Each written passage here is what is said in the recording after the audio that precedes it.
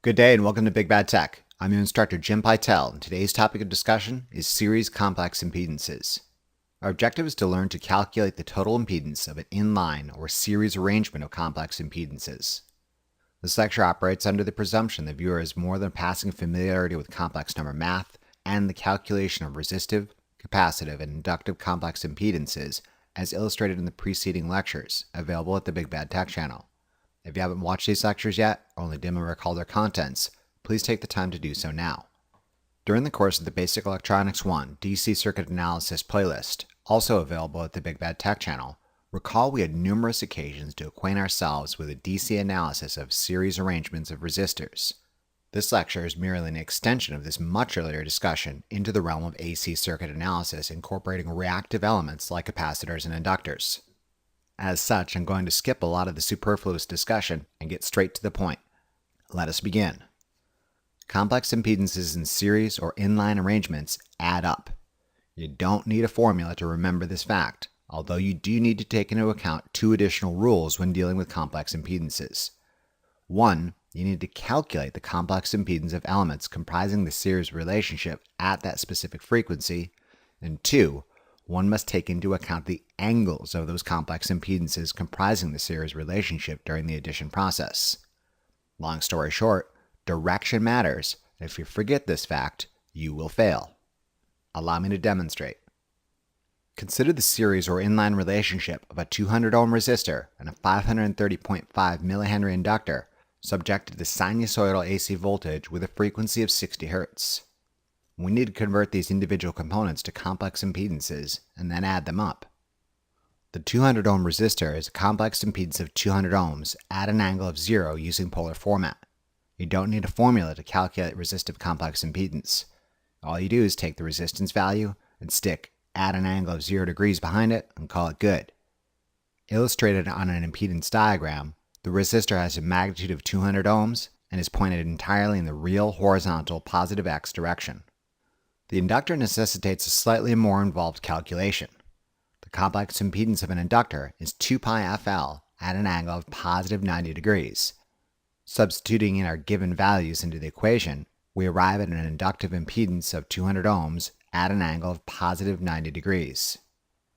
Illustrated on the impedance diagram, the inductor has a magnitude of 200 ohms and is pointed entirely in the imaginary vertical positive y direction. Before we add these series impedances, let's take a look at them individually. Both elements have a magnitude of 200 ohms. Does this mean the 200 ohm resistor is functionally equivalent to the 530.5 millihenry inductor at 60 Hz? Absolutely not.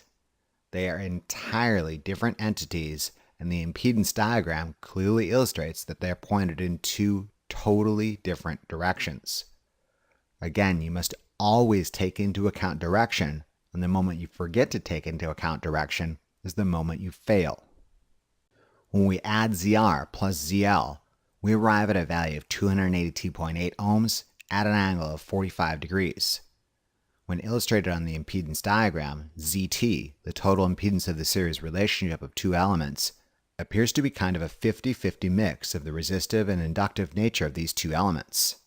Note the angle of the total complex impedance is 45 degrees, midway between resistor land at 0 degrees and inductor town at positive 90 degrees.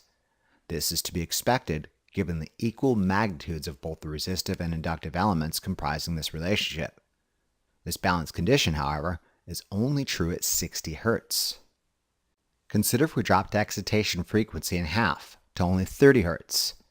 The resistor is essentially immune to frequency effects and as such remains a complex impedance of 200 ohms at an angle of 0.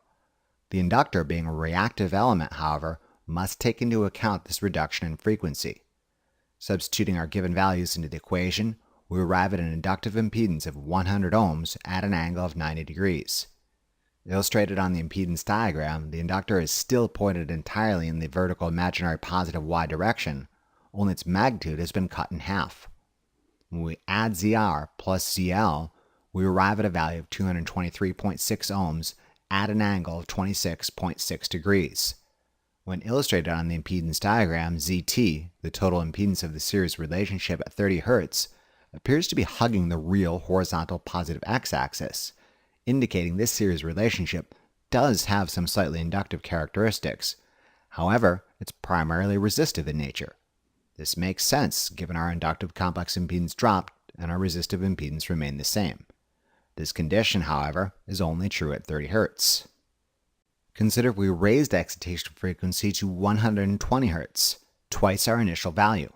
As previously, the resistor is essentially immune to frequency effects, and as such remains a complex impedance of 200 ohms at an angle of 0 degrees.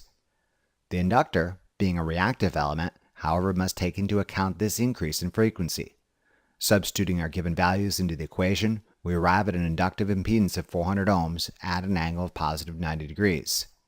Illustrated on the impedance diagram, the inductor is still pointed entirely in the imaginary vertical positive y direction, only its magnitude is twice our initial calculation. When we add ZR plus ZL, we arrive at a value of 447.2 ohms at an angle of 63.4 degrees. When illustrated on the impedance diagram, ZT, the total impedance of the series relationship of 120 Hz, appears to be hugging the imaginary vertical positive y-axis, indicating this series relationship does have some slightly resistive characteristics. However, it's primarily inductive in nature. This makes sense given our inductive complex impedance increased and our resistive impedance remained the same. These scenarios are meant to illustrate an important fact when dealing with series or inline relationships of complex impedances. The resultant total impedance of a series relationship will always be a mixture of those elements comprising it, favoring the larger element's contribution. Recall that when the resistor and inductor had equal magnitudes, the total impedance of the series relationship appeared to be an equal mix of the two. If, however, the resistor was larger, the total impedance of the series relationship appeared to be favoring the resistive end of the spectrum. Finally, when the inductor was larger, the total impedance of the series relationship appeared to be favoring the inductive end of the spectrum. In summary, the element with the largest complex impedance magnitude determines the resulting nature of the total series complex impedance. This being said, capacitors and inductors are essentially mirror images of one another, and as such can cancel each other's influence out. Allow me to demonstrate. Consider another series or inline relationship of a 160 ohm resistor, a 180 millihenry inductor, and a 27 microfarad capacitor at a frequency of 50 Hz. We're being asked to solve for the total complex impedance of this series circuit. 160 ohm resistor is a complex impedance of 160 ohms at an angle of 0 degrees using polar format. Illustrated on the impedance diagram, the resistor has a magnitude of 160 ohms and it's pointed entirely in the real horizontal positive x direction. The inductor and capacitor necessitate slightly more involved calculations. The complex impedance of the inductor is 2 pi FL at an angle of positive 90 degrees. Substituting our given values into the equation, we arrive at an inductive impedance of roughly 56.5 ohms at an angle of positive 90 degrees. Illustrated on the impedance diagram, the inductor has a magnitude of 56.5 ohms and is pointed entirely in the imaginary vertical positive y direction. The complex impedance of the capacitor is 1 over 2 pi FL at an angle of negative 90 degrees. Substituting our given values into the equation, we arrive at a capacitive complex impedance of roughly 117.9 ohms at an angle of negative 90 degrees. Illustrated on the impedance diagram, the capacitor has a magnitude of 117.9 ohms and is pointed entirely in the imaginary vertical negative y direction. When we add ZR plus ZL plus ZC, we arrive at a value of roughly 171.4 ohms at an angle of negative 21 degrees. When illustrated on the impedance diagram, ZT, the total impedance of the series relationship, appears to be primarily resistive, however, it has slightly capacitive characteristics in that it's dipping into the fourth quadrant. One would expect this series combination of three elements to exhibit primarily resistive characteristics, however, include a hint of capacitive features. Again, this condition is only true at our given excitation frequency of 50 Hz. Consider what would happen if we raised the excitation frequency to 400 Hz. Which reactive element's nature would now dominate the circuit at this dramatically increased frequency? You should be able to predict this effect with a simple mental exercise. Given resistors are essentially immune to the effects of frequency, we could expect its contribution to remain unchanged. The magnitude of the inductive complex impedance, however, is directly proportional to excitation frequency, and we should expect its contribution to increase. The magnitude of the capacitive complex impedance, in contrast, is inversely proportional to excitation frequency, and we should expect its contribution to decrease. In summary, we should expect the inductor to steal the show at 400 Hz. Let's prove this hypothesis with some calculations. At 400 Hz, the 160 ohm resistor still presents a complex impedance of 160 ohms at an angle of 0 degrees. Substituting our given values into the inductive and capacitive complex impedance formulas, we arrive at the following results. The inductor has a complex impedance of roughly 452.4 ohms at an angle of positive 90 degrees. As we expected, its magnitude increased. The capacitor has a complex impedance of roughly 14.7 ohms at an angle of negative 90 degrees. As we expected, its magnitude decreased. When we add ZR plus ZL plus ZC, we arrive at a value of roughly 466.0 ohms at an angle of 69.9 degrees. When illustrated on the impedance diagram, ZT, the total impedance of the series relationship, does indeed shift dramatically to the inductive end of the pool deep inside the first quadrant.